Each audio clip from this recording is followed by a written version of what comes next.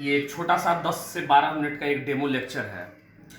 और जैसा कि ये डेमो लेक्चर रिलेटेड मैग्नेटिज्म है, मैग्नेटिज्म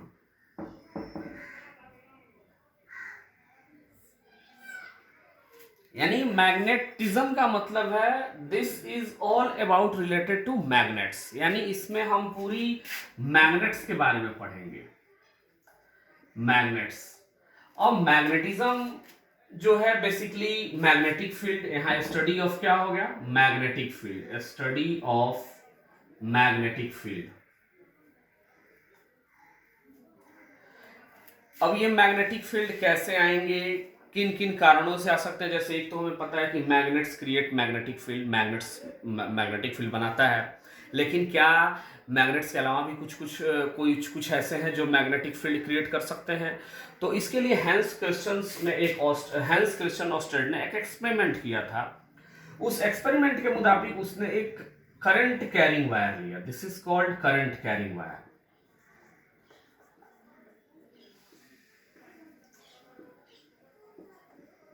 ये करंट कैरिंग वायर लिया और इसमें करंट आई फ्लो कर रही है, ठीक।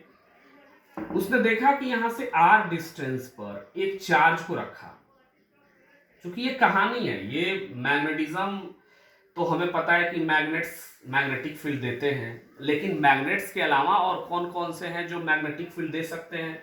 तो इसके लिए उन्होंने देखा कि एक करंट कैरिंग वायर लिया, बट ये चार्ज जो है अभी रेस्ट पे रहा।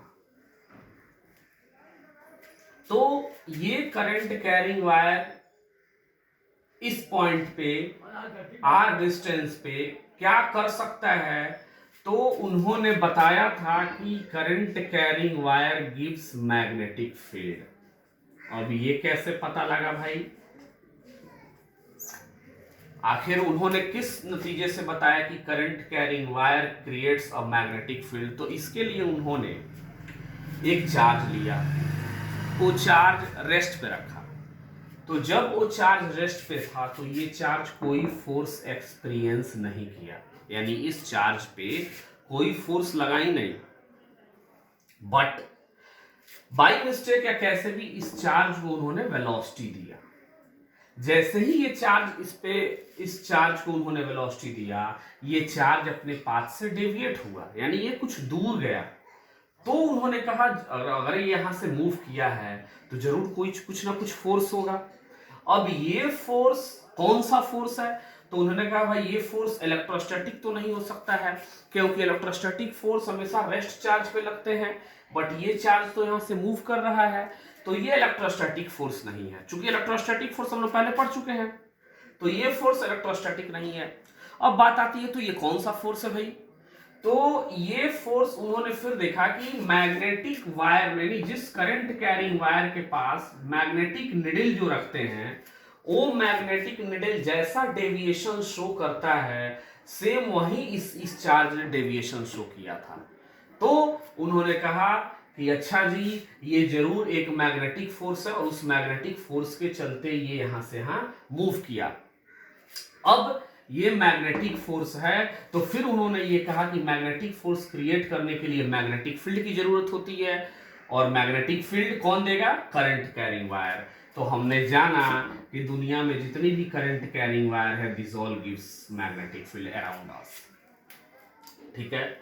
अब इसमें हम लोग इस चैप्टर्स के दो एस्पेक्ट्स बनते हैं, एक कैलकुलेशन ऑफ मैग्नेटिक फील्ड, यानी मैग्नेटिक फील्ड का कैलकुलेशन ऑफ मैग्नेटिक फील्ड, और एक बनता है कैलकुलेशन ऑफ मैग्नेटिक फोर्स। बस इस चैप्टर में हमें पूरे तरह से दो ही चीज पढ़ने हैं, मैग्नेटिक फोर्स।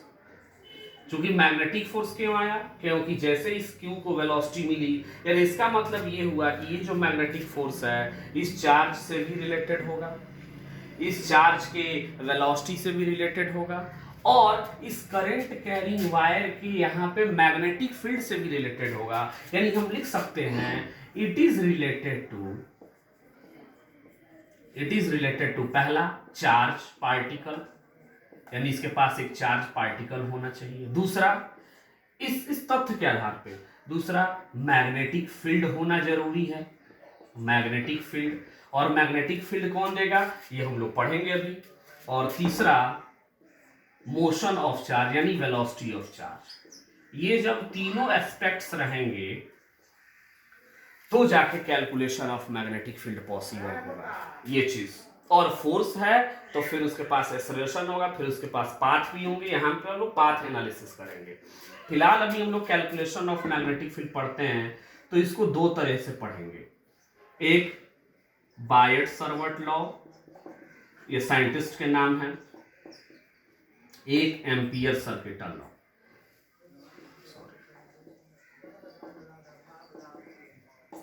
बायट-सरवट लॉ क्या कहता है? बायट-सरवट लॉ ये कहता है कि कोई भी करंट कैरिंग वायर है तो अपने आसपास वो मैग्नेटिक फील्ड देगी। अब इसमें मैग्नेटिक फील्ड देने वाले कौन कौन सी चीजें, तो सबसे पहला स्ट्रेट वायर आता है।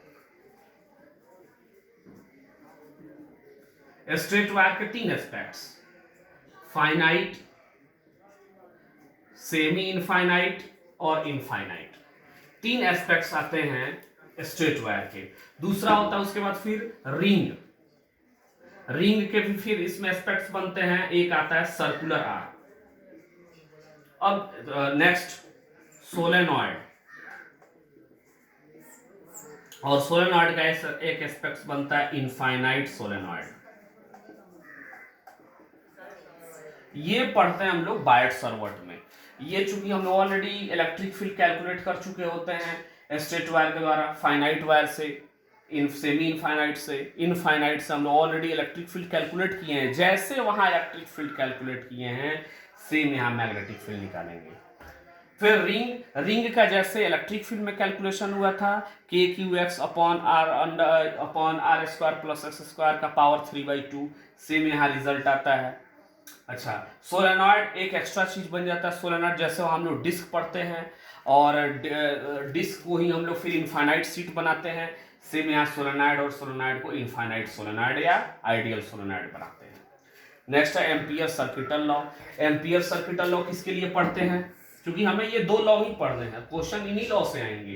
क्वेश्चन स्ट्रेट वायर का आएगा, रिंग का आएगा, आर्क का आएगा, या मिक्सअप आएगा। स्ट्रेट वायर आर्क कर देगा, स्ट्रेट वायर सेमी सर्कल कर देगा। अच्छा, सोलेनॉइड का एक अलग कॉन्सेप्ट बना देगा, इनफाइनाइट कर देगा। अब वो कैसे कैसे सवाल दे सकता है, ये हम लोग जैसे जैसे जैसे जैसे लेक्चर्स आगे बढ़ते जाएंगे वैसे वैसे हम लोग उसको समझ सकते हैं। Ampere circuital law, ampere circuital law में क्या हो सकता है भाई, इसमें हमें पढ़ना है केवल इनफाइनाइट, चूंकि Ampere circuital law related to Gauss's law. तो जैसे हम लोग गॉसेस लॉ पढ़े थे, गॉसेस लॉ क्या कहता है कि it is valid for all but calculation only for symmetrical systems. तो ये केवल सिमेट्रिकल सिस्टम्स के लिए है। तो इसमें सिमेट्रिकल सिस्टम क्या आएगा, इनफाइनाइट वायर। इसके दो एस्पेक्ट्स, एक आया हॉलो और एक आया सॉलिड सिलेंड्रिकल, हॉलो सिलेंड्रिकल और सॉलिड सिलेंड्रिकल इनफाइनाइट। नेक्स्ट पढ़ते हैं सोलेनॉइड, नेक्स्ट पढ़ते हैं टोरॉइड, और इसी में पढ़ते हैं इनफाइनाइट सीट। यानी आपको जो क्वेश्चंस मिलेंगे वो इसके बाहर एक भी नहीं मिलेगा, चाहे वो जेई मेन हो, जेई एडवांस हो या बोर्ड हो। जितने क्वेश्चंस मैग्नेटिक फील्ड से रिलेटेड आएंगे, जो मैंने बोर्ड पे लिखा यही आएंगे। इसके बाद हम लोग पढ़ेंगे फिर magnetic force. Okay, thank you.